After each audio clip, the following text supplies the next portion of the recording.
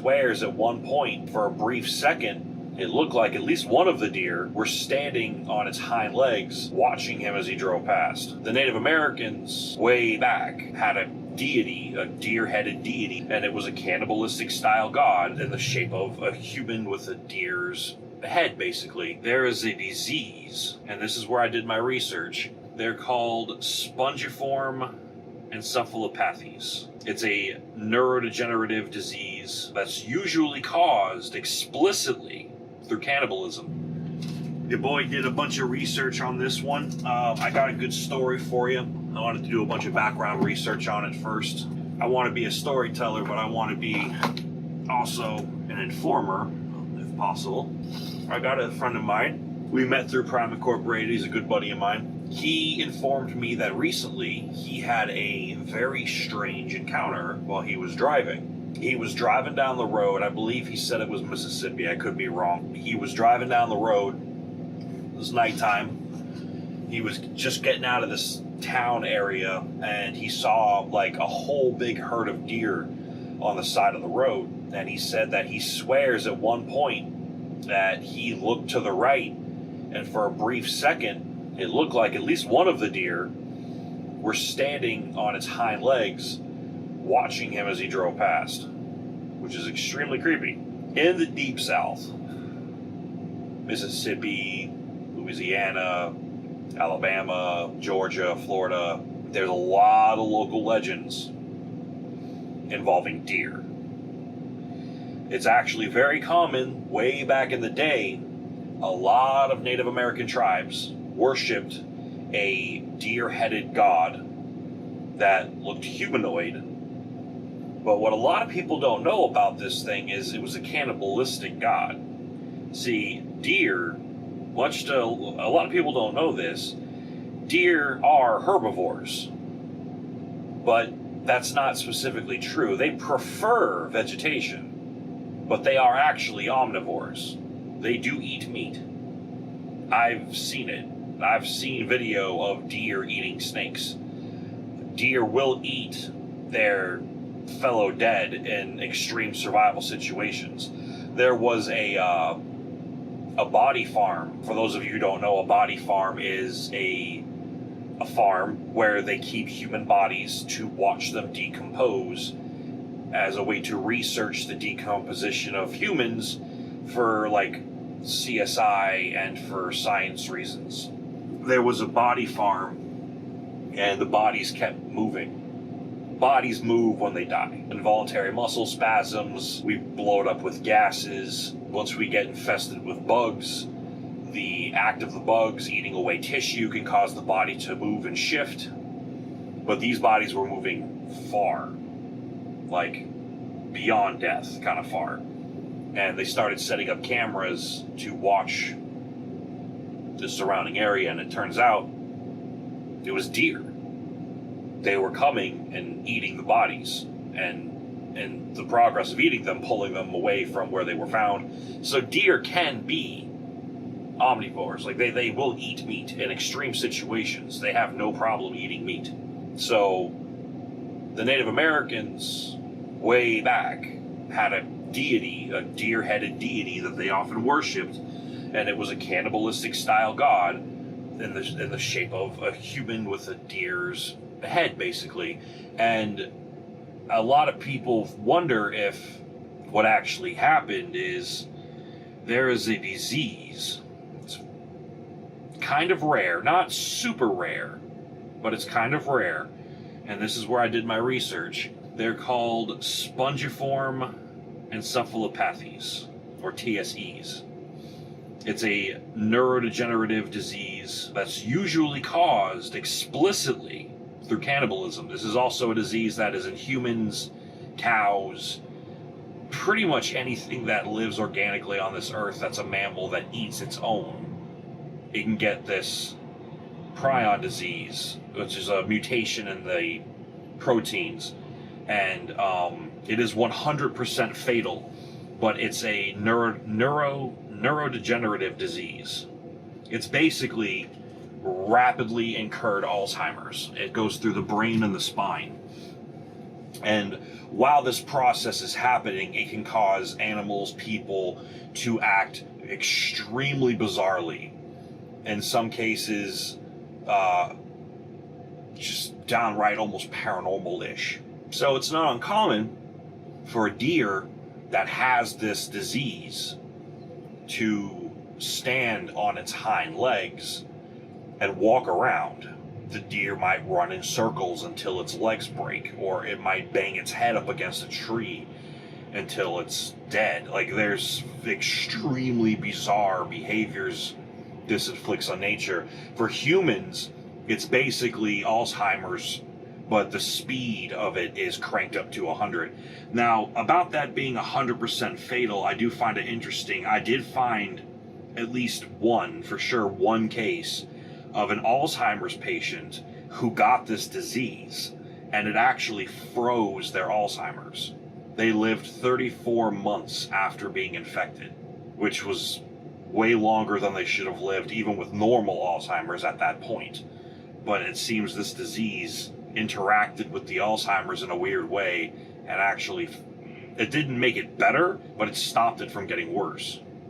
Now, I'm not trying to say that this prion disease is the cure for Alzheimer's. I just think that's extremely interesting. So it says 100% fatal, but there is at least one known case where it didn't kill someone. But besides all that, there are instances where you could be out in the woods and see a deer stand on its hind legs, maybe even walk towards you, act aggressively towards you instead of being timid and shy like a normal deer would be.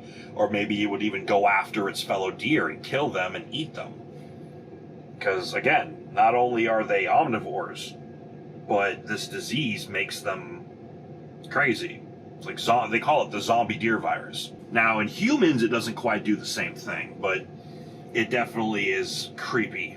Now, in the human realm, I looked it up, it's 1 to 2 per million people a year. So it's pretty damn rare. But the only way you can catch it, excluding cannibalism, is to eat meat from, it's basically like mad cow disease. You know what I mean? Same concept. This is also a bovine disease. This is a thing that cows can also get.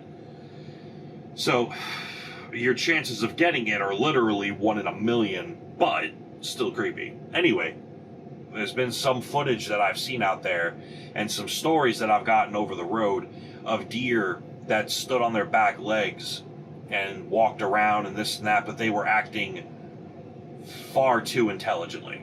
Now, this story wasn't told to me. I read it online. He's never had anything paranormal happen to him before in his entire life. He was out camping with his uncle. Him and his uncle were real big hunters, and they were out there one day hunting deer, and while they were out there, they spotted a deer. You know, they were looking at it through the scope. They're about to take the shot. Right before they actually pulled the trigger on this deer, he said it looked him in the eye through the scope like it knew exactly where he was, and it stood up on its back legs and started to walk towards them. Now, the deer looked completely healthy. Most of the deer that I've seen that have this virus that I was just telling you about, they look rabid. Their eyes are glazed and or cataract and just dead. They usually have foamy blood coming out of their mouths. They'll have lots of wounds on them from self-inflicted, harm from them just being crazy. You can tell that there's something wrong with the deer by looking at it. This deer looked perfectly healthy. So it makes you wonder, though, a lot of stories out there of, like, whenever you hear stories from the Native American standpoint about skinwalkers, they usually take the form of a deer or a humanoid body with a deer head.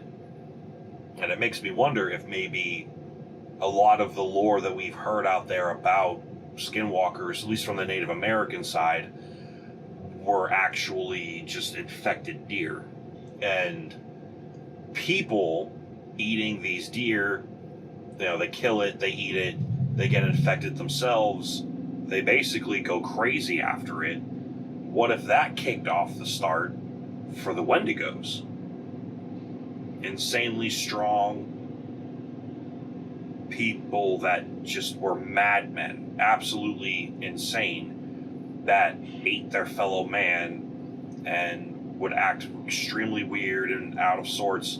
I don't know. I just thought it was an interesting parallel to draw with what if the Skinwalker legend came from this virus and people getting sick from this virus created the legends of Wendigos. Because if you know the stories of Wendigos are supposedly people that ate other people, cannibalism, and it turned them into some other form of life that has an insatiable hunger for human flesh, but in return, it makes them super fast, super strong, twice the size of a normal person, insanely fast healing abilities, all sorts of... If you look up the Wendigo, you'll get the idea, but I do find it funny that Wendigos also are often portrayed with having antlers, like deer or elk, because that's another thing too. This disease can happen with elk, moose, deer, cows, goats. But my buddy was driving down the road and he said he saw as he was driving past this herd of deer, for a split second he could swear he saw a deer just stand up and look at him, and that is extremely creepy. I don't care if it's a disease or not. If I was out hunting in the woods and I saw a deer stand on its hind legs and start walking towards me, I'm burning everything I've got. Every round I have in my rifle is going into that deer, even after it hits the ground. No. And then I'm burning its body till there's nothing left. Absolutely not. Because there's, what if the disease is a symptom of these creatures?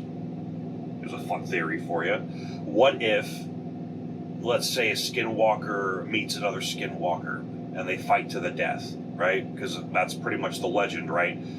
The only way to kill a skinwalker is to say its real name, and that it weakens it enough for you to be able to defeat it, or if you set it on fire and basically burn it till there's nothing left. Silver hurts it, but silver doesn't always kill it.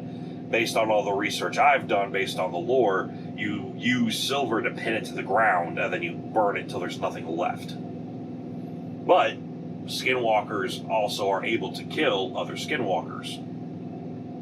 I don't know how. Maybe it's something in their saliva, or I don't know.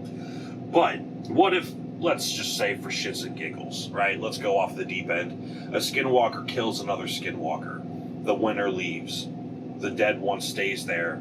And let's say a deer, being an omnivore, ate one, or ate some of it, and it created this disease. Another fun theory that I found on Reddit was, what if this is actually a failed military experiment, and this disease was being used to try to create a zombie virus? Like, we've already heard of the military experimenting with cordyceps and different bugs that we know cause zombieism in their fellow bugs to facilitate breeding and transportation. I'm just saying, I would never put it past the government to weaponize anything you can find a way to kill people with or control them with. So I'm just saying, I wonder if this is maybe an experiment that got out of hand and it leaked out into the real, the rest of the world, and just thankfully it's not really contagious unless you ingest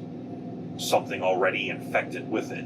But anyway, so this guy was hunting with his uncle. Like I said, he looks down the scope, the deer stands up, he puts a round through it, right through the chest, and it stumbles, it falls, it flails around, but it gets back up and keeps walking towards them. I don't know what this disease does to the full extent. I know what it does to the mind, but I can't fathom what it does to the body of a deer, that if you shoot it in the heart, that this deer just gets up and keeps going. Now, I know adrenaline's a hell of a drug. I mean, we've heard stories of soldiers and cops and people that have been confronted by the cops that, get shot 13 times and they still keep fighting and they still keep pushing. I mean, usually drugs are involved, but I mean, I've heard stories about guys that served in World War II and Vietnam where they said there were men missing half of their heads and they would still keep pulling the triggers on their rifles. I met a Vietnam veteran a long time ago. He was one of my first bosses when I worked at the Italian Ice Emporium near my house. He told me a story about a guy who got shot in the eye, and it literally took this whole part of his head off. But the guy kept fighting for almost 20 minutes. He kept fighting. He was listening to orders. He was getting up and moving to the next location. He fought and fought and fought with this horrific wound. And then the second the fighting was over and he had a chance for his adrenaline to calm down, he dropped dead immediately. But I don't know. There's something to me that's above and beyond this disease, these TSEs. There's something beyond that. I'm sorry. If you put a 30-06 round into a deer's heart and it gets back up and keeps walking towards you, that's not natural. I can't blame people for believing in monsters when you see something like that. And I don't doubt what he said, because he's not the only person that's told stories like that. There's stories all over Canada, Washington, Nebraska, all over the U.S. of people who have gone hunting and encountered animals that they would put a bullet in and they would still keep pumping. And that's insane to me. But yeah, just thought I'd make a quick little video about that. I found that interesting. So I gave the rationality for it on a realistic medical standpoint. But I want y'all's opinion. What do you think? Do you think there really are animals out there that are genuinely paranormally infused, maybe possessed, that are something more? Or do you think that this disease is just insane? Because like I said, apart from this disease, there's also certain very rare breeds of mushroom out there that if you eat it will do the same thing. The fungus will turn you into a zombie, but that usually doesn't work with mammals. It only works with insects, because mammals and humans, I know for humans for sure, but most mammals, our internal temperature is too hot for the fungus to survive. Which is another thing that kind of scares me too, about people joke around about global warming. I personally don't think it's real. I've seen too many photos of beaches and mountains that are 150, 120, 90 years old, and they look no different from modern day, as if things were melting and the ocean levels were rising. There's no evidence of it, at least through photography. There's no evidence of it. But anyway, that's my personal opinion. Don't fight me on it, all right? I'm not saying climate change. I'm not saying that we're not negatively impacting the environment. I'm saying I don't think a world-ending climate change is anywhere in the near future. Do I think that the environment is suffering greatly from human activity? Absolutely. But that's neither here nor there. But yeah, let me know what you guys think. Because I heard a theory about, like, what if the global temperature rose 2 or 3 degrees and it stayed there for a long time. Fungi, like these zombie cordyceps, would adapt and be able to withstand hotter temperatures. But that would also mean that if they were ever ingested into humans, either by air, ingestion,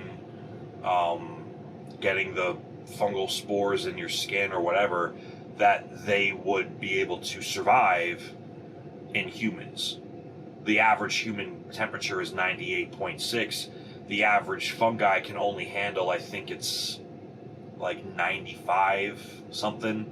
Anything hotter than that and it just dies. So imagine if those mushrooms evolved due to global warming to be able to withstand human levels of temperature, we'd all be seriously fucked. And there would be nothing we could do to stop it.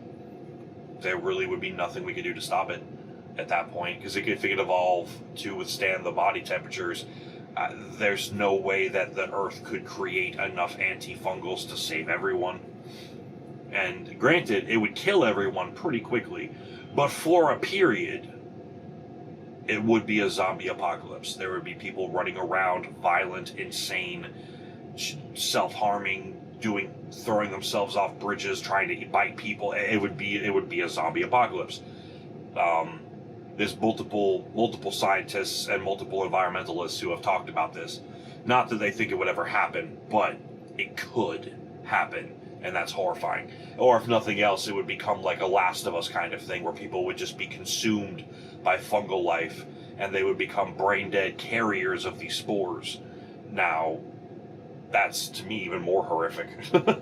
But yeah, just wanted to make the video. Let me know if you've ever had an encounter with an animal. I know I've told my skinwalker story, and it sounds nothing like any of the stuff that I've heard from the Native American side of things, anyway.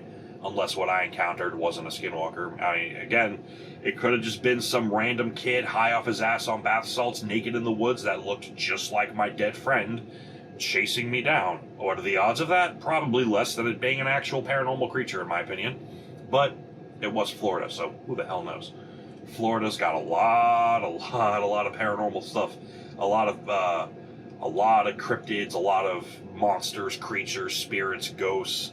A lot of stuff in history comes from Florida. You mean that deep south area I mentioned earlier, that Mississippi, Louisiana, Alabama, Georgia, Florida, that little swath. A lot of crazy stories about creatures, monsters, ghosts, witches, cults, all that crazy stuff. We got it all. We got it all. But yeah, I'm gonna end it here. Just let me know what you guys think in the comment section. I found this to be it was fun researching it.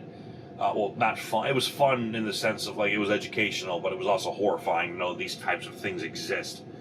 But yeah, if you're listening to this while you're driving, drive safe. If you're watching this while you're driving, well, you're an idiot. You shouldn't be watching your phone while you're driving.